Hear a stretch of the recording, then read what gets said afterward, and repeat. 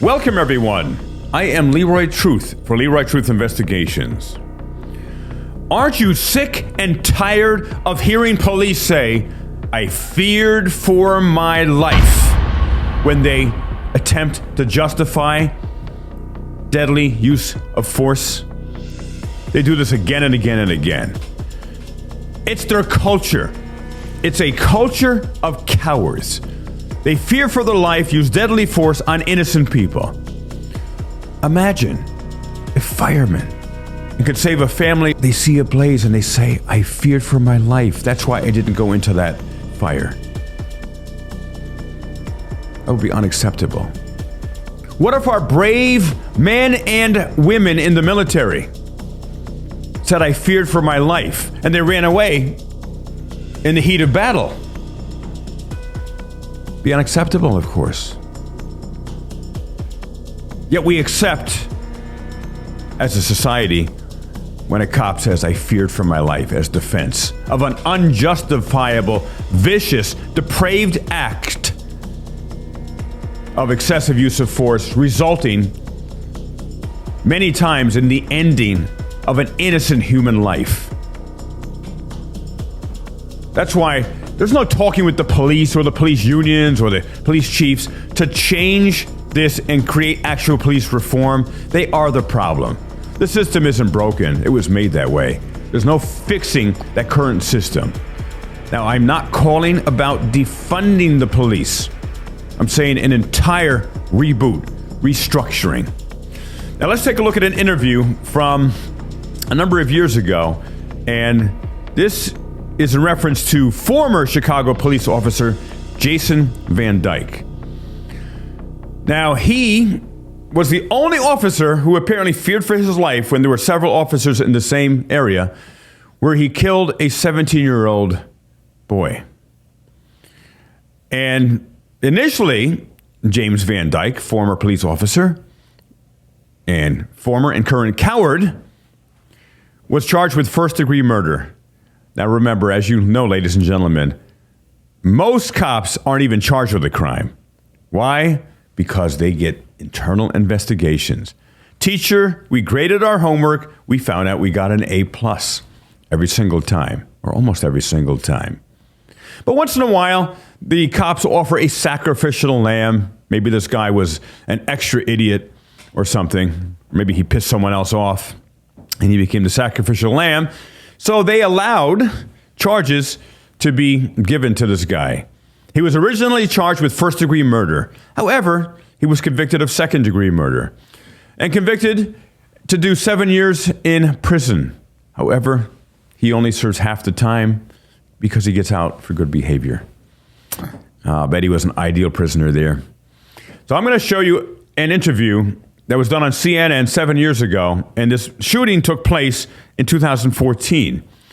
However, more updated is I'm going to share with you an article that in 2022 he got out of prison, and the family of the child the cop murdered, they didn't want him out. Activists didn't want him out.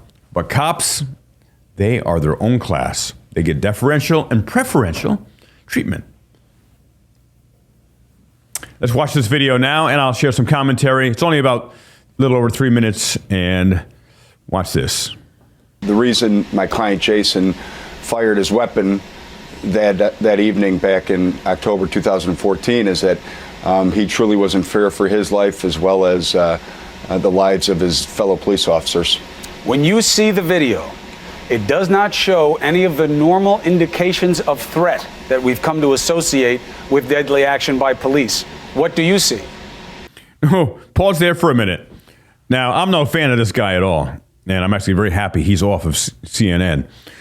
However, he's actually doing something journalistic. He's challenging the narrative of the police. Video doesn't lie.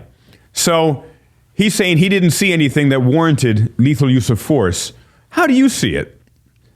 I think it's a really dumb question because, well, actually, let's see. Maybe it's not a dumb question. Let's see what he says to attempt to justify this. Well, I think I saw the same thing that everyone else is seeing now when I first saw it back almost a year ago. At first, seeing it, it's difficult to explain. However, after watching, it's difficult to explain because there's something called right and wrong. It showed wrong what the officer coward Jason Van Dyke, fearing for his life, did to a 17-year-old boy, and it shows the facts. He's trying to spin it. Watching it several times, and most importantly, getting the perspective of my client, that is when I came to the conclusion that his actions were justified. Again, you have to look at what my client Jason was experiencing at the time in which he fired his weapon. And at the time in which he had fired his weapon, he had already been made aware of the fact that this individual had been walking through the neighborhood and waving a knife. Had caused a disturbance at a couple of businesses. Didn't someone one time say, never bring a knife to a gunfight? And was his life threatened? There were other officers there, and they didn't feel threatened to pull out their firearm and end the 17-year-old child's life. Had stabbed the windshield of a squad car where police officers were involved, had popped the tire of a squad, popped the tire of a squad car where police officers were sitting in that squad car. People had called for a taser. No taser was available. So at the point in which... All right, no taser available, we got to shoot him. We were attempting to use non-deadly, non-lethal force, but we didn't have it, so we used the next best thing, a freaking gun. And by the way, here, I'm going to go back in the video a little bit. You see what it said here? Watch this. See what it said here? You go back a little bit here. That Officer Jason Van Dyke began shooting 30 seconds after arriving. He was only out of his car for 6 seconds. Shot for 15 seconds. And the victim was on the ground after 2 seconds. So the victim was on the ground after 2 seconds. Let's do some high math here. He shot for 15 seconds. So not only was there most likely lethal force by simply shooting the child, but he shot him for an additional 13 seconds after the child was on the ground. See something wrong with this picture here? That seems pretty clear what's right and what's wrong. Continuing. Where police officers were sitting in that squad car, people had called for a taser. No taser was available. So at the point in which my client got there, this had been going on for, I believe, 18 minutes. And when he jumped out of the car, the subject made a motion. Stop. What do we see there, ladies and gentlemen? We see... We see, go back there, that he was a Chicago Police Department officer since 2001, the subject of 18 citizen complaints, including excessive force and the use of racial slurs. But this guy was still allowed to be a cop. He probably should have been taken out of active duty many, many years before that. And this would have never happened. But no accountability. They keep doing the crimes to us. A motion which put my client in fear that this individual was perhaps going to attack him with a knife. Well, the motion will be a question of fact. It's certainly not easy to see on the video, but that's part of your job, is to make things clear that aren't clear to everybody else. But the other officers did not act the same way. How does that hurt your analysis? I don't think it really plays into it too much. I mean, I know that it's that the prosecutor spoke to that fact, and I know that the media has spoken to that fact. But quite frankly, I don't think it's a big issue because of several reasons. Nobody was in the perspective of my client. Nobody was in the same position they were right next to him. Was. And whoa, got to pause it there. Got to pause it. This guy is actually, Chris Cuomo is actually doing something which I rarely see. Well, he wasn't in the perspective of my client. Oh, he was right. They were right next to him. Depraved. Wrong. Stop justifying this, for God's sake. Stop. Police almost never, ever admit wrongdoing. Now, again, this is the guy's lawyer. Of course he's going to attempt to get the guy off. But the police chief, the mayor, should have immediately come out after they saw the video and said, what our officer did was absolutely wrong, depraved, criminal, unacceptable. We will make sure that he is prosecuted to the full extent of the law. They all justify it. He feared for his life. Correct. They were next to him, but there's many reasons why people don't fire. The less distance that somebody has, that's a reason or a factor that somebody will take into consideration about firing. The ability to have shielding is another consideration. The ability to retreat is another consideration. The prospect of crossfire is also another factor that comes into play. I agree that the video shows that these officers were in the same vicinity, but next to him is pretty much better than the same vicinity. Do you think? What are your comments in here? And by the way, subscribe. Make sure to subscribe, like this video, share, and it will help the algorithms. I'm a up-and-coming and growing channel and really appreciate your support. Continuing.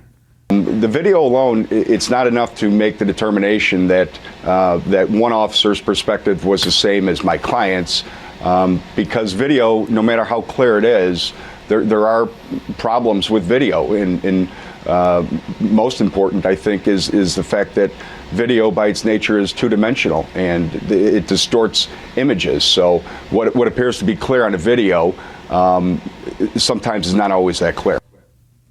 And that was the end of the clip of the interview.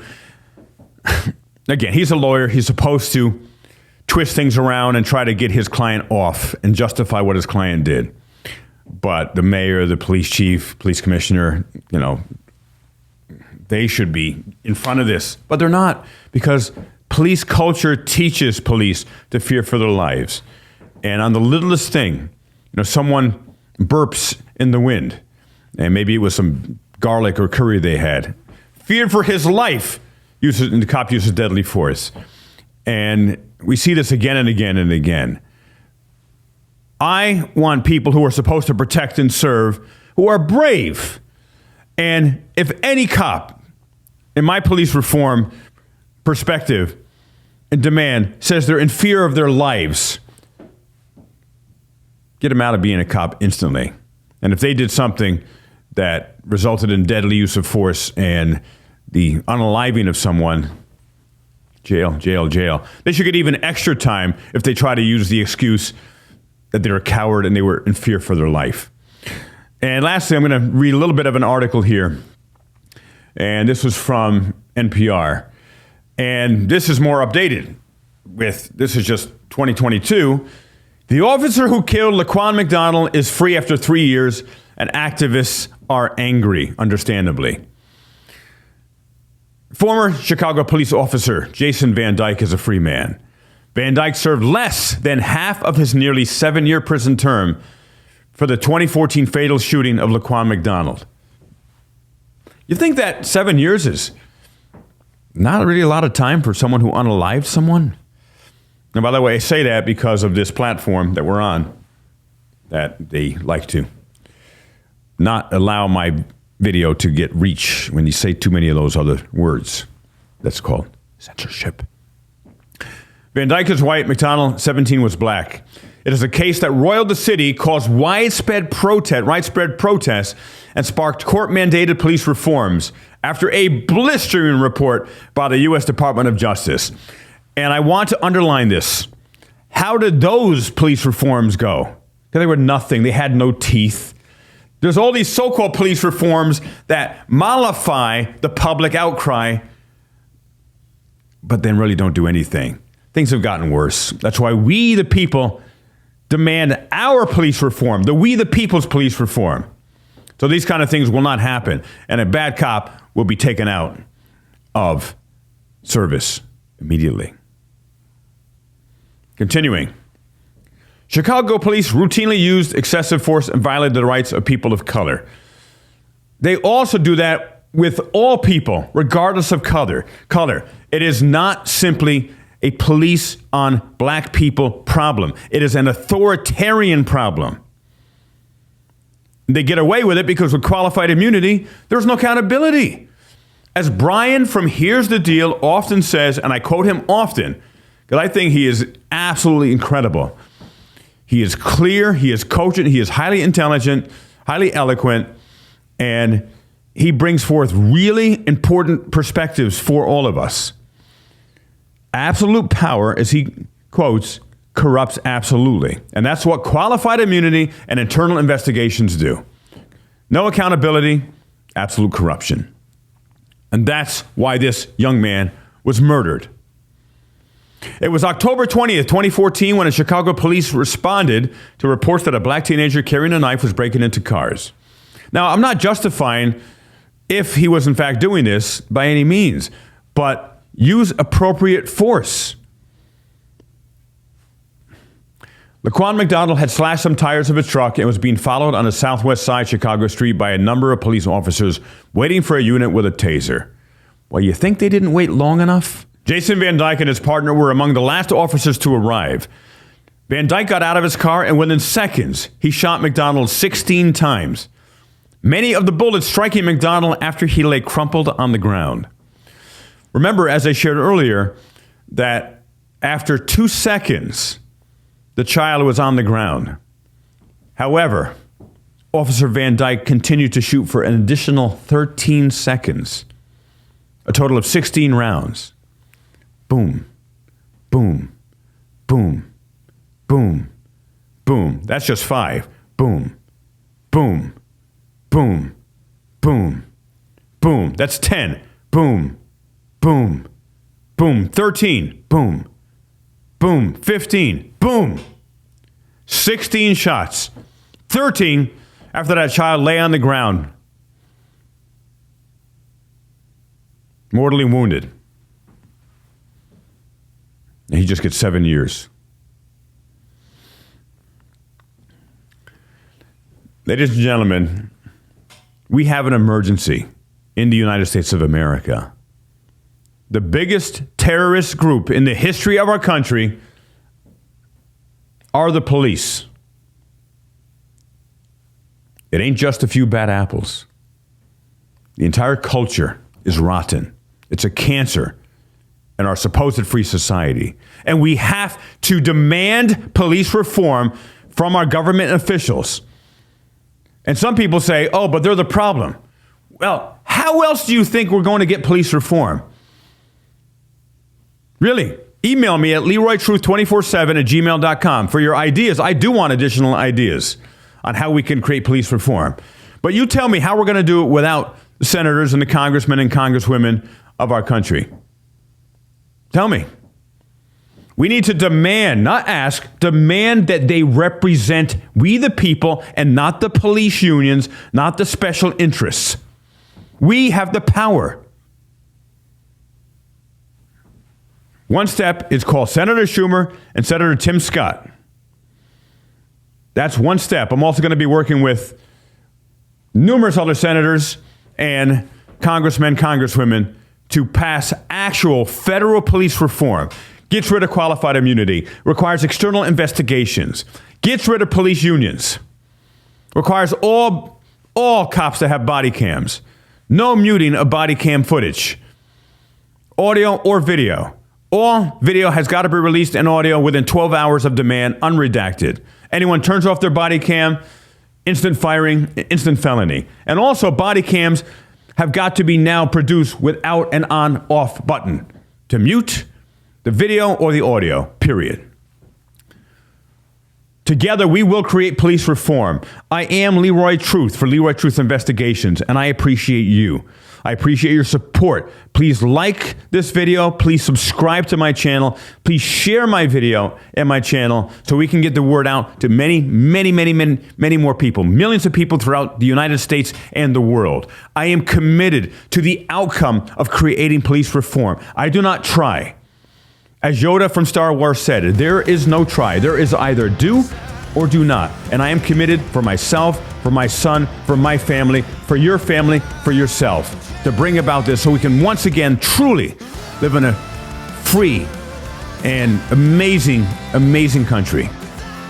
Thank you for your support.